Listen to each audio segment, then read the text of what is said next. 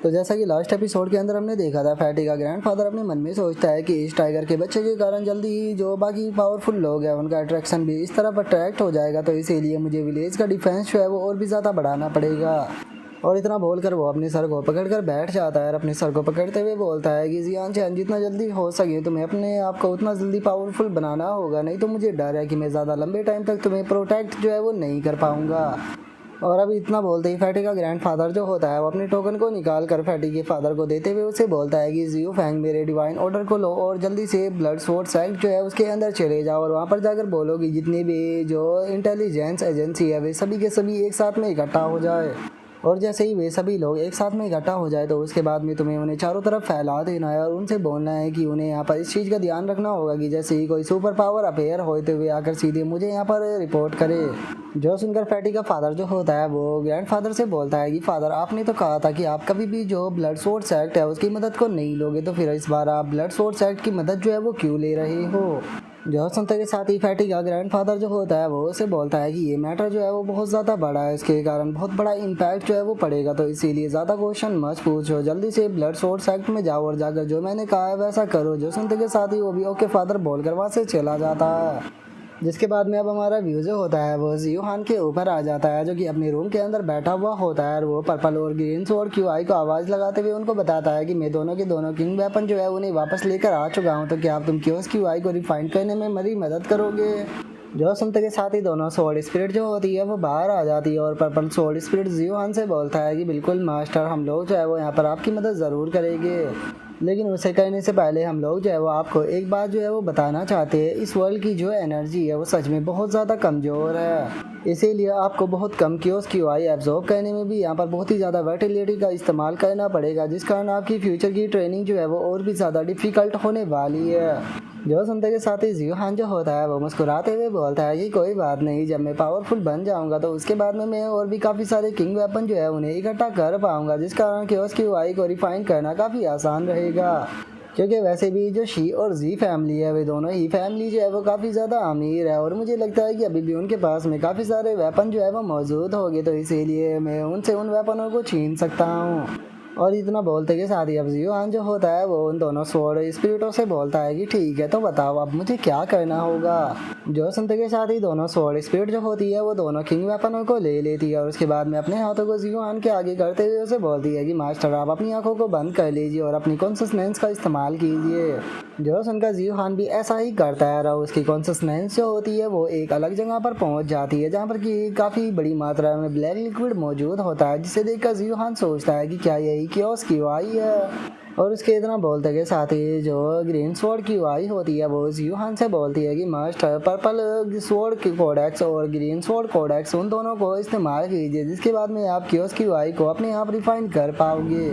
और अब उन दोनों के इतना बोलते के साथ ही हमारा व्यू 2 घंटे बाद पर आ जाता है, जहाँ पर कि जियो हान की बॉडी से ब्लैक कलर की एनर्जी निकल रही होती है, जिसके बाद में हम क्योस क्यूआई को देखते हैं, जो कि देखने में बहुत ज़्यादा खतरनाक और उसी के साथ में अजीब होती है। और अब अपनी क्योस क्यूआई को रिफाइन करने के बाद में जियो हान जो होता है वो भी काफ़ी ज़्यादा खुश हो जाता है और खुश होते हुए दोनों स्वॉर्ड स्पिरिटों से बोलता है कि क्या यही क्योस क्यूआई है। जो सुनते के साथ ही जो पर्पल सोल स्पिरिट होता है वो जियो हान को बताता है कि हाँ मास्टर, यही क्योस क्यूआई है, लेकिन ये उसकी केवल फर्स्ट फॉर्म है। जो सुनने के बाद में जियो हान को कुछ समझ नहीं आता, वो उससे बोलता है कि क्योस क्यूआई की फर्स्ट फॉर्म आखिर इसका क्या मतलब हुआ। जो सुनते के साथ ही जो ग्रीन स्पिरिट होती है वो जियो हान को बताती है कि मास्टर, ये सबसे वीकेस्ट फॉर्म है क्योस क्यूआई की, इसकी पावर जो है वो ट्रू क्योस क्यूआई के 10,000 गुना ज़्यादा कम है, जिसका सबसे मेन कारण ये है कि जो ये दोनों किंग वेपन थे इनके अंदर बहुत ही कम मात्रा में एनर्जी मौजूद थी और इतनी कम एनर्जी से जो ट्रू क्योस क्यूआई है उसे पाया नहीं जा सकता है। जो सुनते के साथ ही जियो हान भी काफ़ी ज़्यादा सरप्राइज होता है और वो क्योस क्यूआई को देखते हुए बोलता है कि इसकी एनर्जी का फ्लैक्चुएशन में महसूस कर सकता हूँ, बहुत ही ज़्यादा ख़तरनाक है, लेकिन उसके बाद भी ये रियल क्योस क्यूआई नहीं है।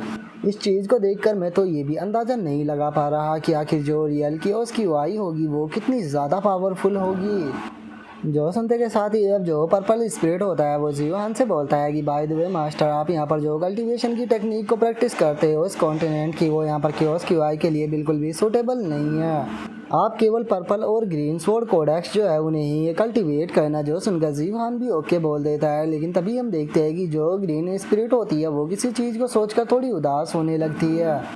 जिसके बाद में अब वो जियोहान को बताती है कि मास्टर जो purple and green sword codex है वो टोटल 3 भागों में डिवाइड है, लेकिन अभी हमारे पास में केवल पहला ही पार्ट मौजूद है। तो इसीलिए अगर आप QSQI को कल्टीवेट करना चाहते हो तो आपको बाकी के जो दोनों भाग है उन्हें भी यहाँ पर ढूंढना होगा। जो सुनने के बाद में जियोहान बोलता है कि क्या इसके अभी भी 2 और भाग मौजूद है?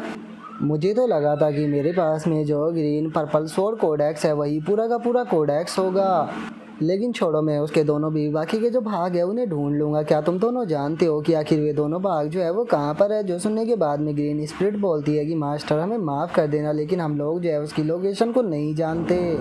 जो सुनते के साथ ही जो पर्पल स्पिरिट होता है वो जियोहान से बोलता है कि मास्टर अभी इसके बारे में हमें नहीं सोचना चाहिए, क्योंकि अभी भी आपकी पावर जो है वो इतनी ज़्यादा नहीं है। अगर आप उन दोनों भागों को ढूंढ भी लेते हो तो अपनी करंट स्ट्रेंथ के साथ में आप उन्हें प्रैक्टिस नहीं कर सकते। जो सुनते के साथ ही जियोहान जो होता है वो बोलता है कि तुमने बिल्कुल सही कहा, सबसे पहले यहाँ पर मुझे अपनी पावर जो है वो बढ़ाना होगा, क्योंकि अभी भी बहुत सारे काम जो है वो मुझे करने हैं। तो इसीलिए अब तुम दोनों जो है वो मेरी कॉन्शियसनेस के अंदर जा सकते हो, अभी के लिए मैं प्रैक्टिस करना चाहता हूँ। जो सुनने के बाद में वे दोनों भी ओके बोलकर वहाँ से चले जाते हैं। और अब हमारा व्यू जो होता है वो कुछ टाइम बाद पर आ जाता है, जहाँ पर कि जियोहान कल्टीवेशन कर कर अपनी आंखों को खोलता है, और आंखों को खोलते के साथ ही वो अपनी ब्रेक थ्रू को भी कर लेता है। और ब्रेक थ्रू करने के बाद में जियोहान जो होता है वो बहुत ज़्यादा खुश हो जाता है, और खुश होते हुए बोलता है कि फाइनली मैं हेवन सेंट मास्टर रियलम पर पहुँच चुका हूँ। और अब ब्रेक थ्रू करने के बाद में जियान चैन जो होता है वो अपने डिवाइन सेंस का इस्तेमाल कर कर पूरी की पूरी जगह जो होती है उसे स्कैन करना शुरू कर देता है। और अब किसी चीज़ को ढूंढने के बाद में जियान चैन बोलता है कि लो वो मुझे मिल गया। और इतना बोलकर जियान चैन जो होता है वो उड़ते हुए अपनी जगह से जाने लगता है, जिसके बाद में वो फैटी के पास में आ जाता है, जिसे देखकर फैटी जियान चैन से बोलता है कि जियान चैन तुम हवा में फ्लाई कर रहे थे। जो सुनकर जियान चैन उसे बोलता है कि हाँ, लेकिन फैटी मुझे लगता है कि अगर तुम अच्छे से मेहनत करो तो जल्दी ही मेरी तरह तुम भी जो है वो आसमान में उड़ पाओगे। जो सुनकर फैटी जो होता है वो हंसते हुए बोलता है कि मेरे फादर जो थे उन्होंने मुझे बताया था कि जिस टाइम पर वे 56 साल के थे तो उस टाइम पर वे हेवन सेंट मास्टर रियलम पर चले गए थे, और अभी के टाइम पर मेरी जो एज है वो 21 साल है। तो इसीलिए अभी मुझे लगता है कि मुझे हेवन सेंट मास्टर रियलम पर पहुंचने में 20 या फिर 30 साल जो है वो लग जाएंगे। जो सुनकर जो जियान चैन होता है वो फैटी को सहानुभूति देते हुए उसे बोलता है कि फैटी तुम्हें खुद को कम नहीं समझना चाहिए, तुम ऑलरेडी काफ़ी ज़्यादा बेहतर हो। अगर बाहर के वर्ल्ड की भी बात की जाए तो बहुत कम लोग ऐसे होते हैं जो कि तुम्हारी उम्र में ग्रेट सेंट मास्टर रियलम पर पहुंच पाते हैं। जो सुनते के साथ ही फैटी भी काफ़ी ज़्यादा खुश हो जाता है, और खुश होते हुए बोलता है कि जियान चैन क्या तुम सच कह रहे हो? क्या इसका मतलब यह है कि आउटसाइड वर्ल्ड के मुकाबले में काफ़ी ज़्यादा पावरफुल हूँ? जो सुनकर जियान चैन फैटी से बोलता है कि फैटी इस मैटर के बारे में हम लोग जो है वो बाद में बात करेंगे। मैं चाहता हूँ कि पहले तुम मुझे अपनी ग्रैंडफादर के पास में लेकर चलो, मैं उनके साथ में कुछ डिस्कशन करना चाहता हूँ। जो सुनकर फैटी भी ओके बोल देता है, जिसके बाद में फैटी जियान चैन को लेकर अपने ग्रैंडपा के पास में आ जाता है और बोलता है कि ग्रैंडपा मैं आपसे मिलाने के लिए जियान चैन को लेकर आया हूँ।